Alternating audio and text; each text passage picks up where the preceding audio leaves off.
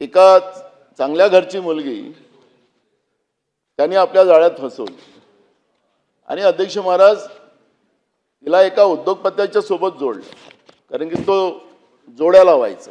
आता जोड्या खूप आहेत अध्यक्ष महाराज, त्याची पूर्ण माहिती आहे माझ्याकडे. हे 58च प्रकरण नाही, माझ्याकडे 250 प्रकरणं आलेली आहेत त्याच्यात. अध्यक्ष महाराज त्यांनी त्या उद्योगपत्याशी जोडलं आणि त्या मुलीला सांगितलं की त्या उद्योगपत्याला तू सांग की तुझ्यामुळे मला गर्भधारणा झाली. त्या मुलीने सांगितलं त्या उद्योगपतीला. मग ते बंधुबाबाकडे गेले उद्योगपती की हे काय नवीनच झालं. ते म्हणले की सेटल करायला लागेल. 20 कोटी रुपये त्या ठिकाणी त्यांनी घेतले आणि तिथून हा धंदा सुरू झाला व्यापाराचा. अध्यक्ष महाराज अनेक पांढरपेशांना त्यांनी लुटलं. अनेक उद्योगपती असतील, राजकारणी लोक असतील त्याच्यामध्ये संमलित झाले. मगाशी त्या दिवशी आपण आम्ही स्थगन आणला त्या दिवशी सुद्धा विरोधकाकडून आम्हाला पाणी दिलं अशा पद्धतीचा आमच्यावर आरोप होत होता. अध्यक्ष महाराज पाणी जे काही उपसमितीने त्या काळामध्ये जे काही निर्णय घेतलेत आणि त्यामुळे पाणी त्या ठिकाणी दिलं गेलं. त्याच्यानंतर अध्यक्ष महाराज तिथं पाण्याची टाकी तयार झाली, नळ झालेत. हे काय आमच्या सरकारने केले नाहीत अध्यक्ष महाराज. 1.5 कोटी रुपये तुम्ही त्या देवस्थानाच्या विकासासाठी आपण दिले. हे काही विकासाच्या दृष्टिकोनातले काही जे प्रयत्न असतात, तुम्ही असो की आम्ही असो, हे करत असतो. पण अध्यक्ष महाराज देशाचे गृहमंत्री असतील, राज्याचे मुख्यमंत्री असतील, अनेक मंत्री त्या ठिकाणी भेटीला गेलेत.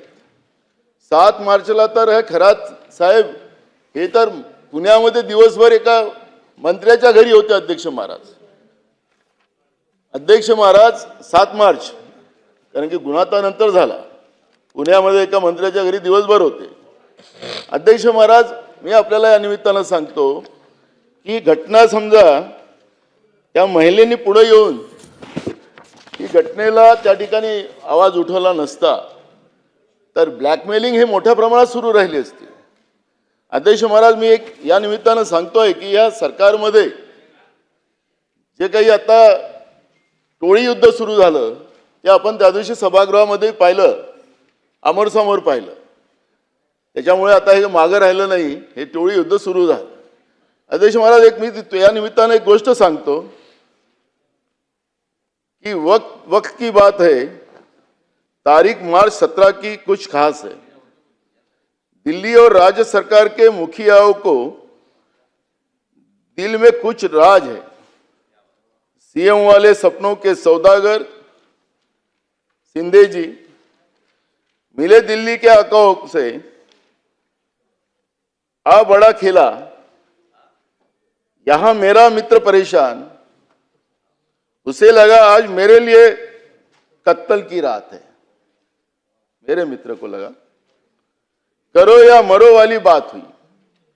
1 साल से दबाई हुई कैप्टन खरात की फाइल को इसी रात को निकाला गया.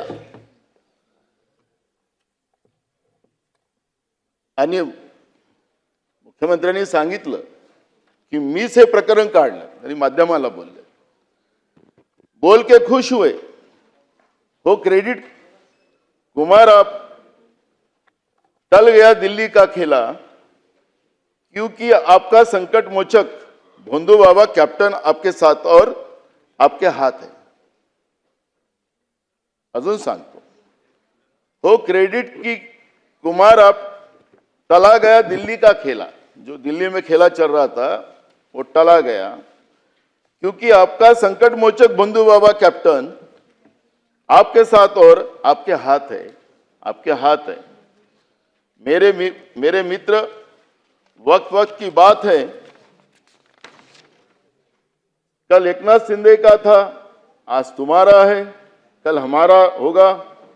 सरकार हो आप बलात्कारियों, उद्योगपतियों के, बिल्डरों के, एजेंट के साथ और हम माए बाप, किसान, महिला, मजदूर, युवा, युवतियों के साथ है. वक्त की बात है. अध्यक्ष महाराज मी आपल्याला या निमित्तानं सांगतो की या ठिकाणी अभिजित भांडे पाटील जे SRA मध्ये त्या ठिकाणी आहेत. त्या ठिकाणी आपण पाहिले की नाशिकमध्ये सुद्धा 50 एकर जागा येणे करून अभिजित भांडे पाटील हे भोंदूबाबा म्हणजे जमिनीचा तर मोठा रॅकेट झाला अध्यक्ष महाराज. आणि मगाशी आपण पाहिलं अध्यक्ष महाराज या ठिकाणी की जे काही संशयित आरोपी आहेत दिनेश परब, राजेंद्र जासूत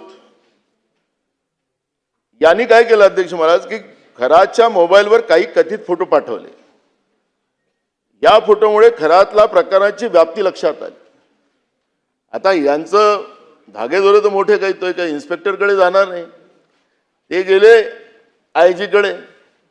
आयजीला हे सगळं प्रकरण सांगितलं आणि आयजीला प्रकरण सांगितल्यानंतर त्या ठिकाणी 2 कोटीचा सौदा झाला आणि नंतर हे प्रकरण दाबायचा निर्णय झाला अध्यक्ष महाराज. पण निर्णय दाबायला गेलेत अध्यक्ष महाराज, पण त्याच कालावधी मुंबईच्या 6व्या माळ्यामधून आणि डीजी ऑफिसमधून हे सगळं प्रकरण ताब्यात घेण्याचं काम सुरू झालेलं होतं आणि तिथंच हा डाव फसला अध्यक्ष महाराज. मग माझा सवाल असा आहे की देशाचे गृहमंत्री, राज्याचे मुख्यमंत्री, मंत्रिमंडळातली लोक त्या ठिकाणी गेलेत, त्यांच्या नाशिकच्या त्या ऑफिसमध्ये गेलेत, त्यांच्या त्या आश्रमात गेले का? मग आयजीने किंवा तिथल्या कमिशनरने तुम्हाला माहिती दिली नाही? मुख्यमंत्री म्हणाले त्याच्या निवेदनात की फोटो कोणाचंही निघतं. फोटो तर आम्हालाही कुठेही भेटले, लोक आपले फोटो काढतात. विधान भवनाच्या बाहेर निघले, इथं गर्दी असेल तर ते तिथं लोक उभे होऊन जातात. तुम्ही बसलेले आहात, तुमच्या ऑफिसमध्ये आहेत, कुठे ना कुठे त्या पद्धतीची माहिती तुमच्याकडे तुमच्या विभागाने दिली नाही का? मग नाशिकचा कमिशनर काय करत होता? हे धंदे चालत होते तर इतके दिवस हे प्रकरण त्या दिवशीच का निघायचं? मुख्यमंत्र्याला म्हणायला लागलं की मीच उघडलं हे प्रकरण. आणि म्हणून मी दिल्लीच्या आकाचा विषय उंचावून या ठिकाणी वापरला की दिल्लीच्या आका सुद्धा त्यांची नावं त्याच्यात आली. म्हणजे खरात नुसतं महाराष्ट्रापुरतं नाही आहे, दिल्लीच्या राजकारणापर्यंत पोहोचलेले आहेत. ते तर सांगत होते, म्हणतात की माझा डायरेक्ट ऍक्सेस आहे. आणि ज्या पद्धतीने हे झालेलं आहे ते महाराष्ट्राची मान शर्मेला घालेल अशा पद्धतीची घटना झालेली. आणि म्हणून मी अध्यक्ष महाराज या प्रकरणामध्ये जे निवेदन माननीय मुख्यमंत्र्यांनी या ठिकाणी दिलं ते पोलिसांनी दिलेलं, पण खरी घटना तिथं पुढे आल्याच नाही अध्यक्ष महाराज.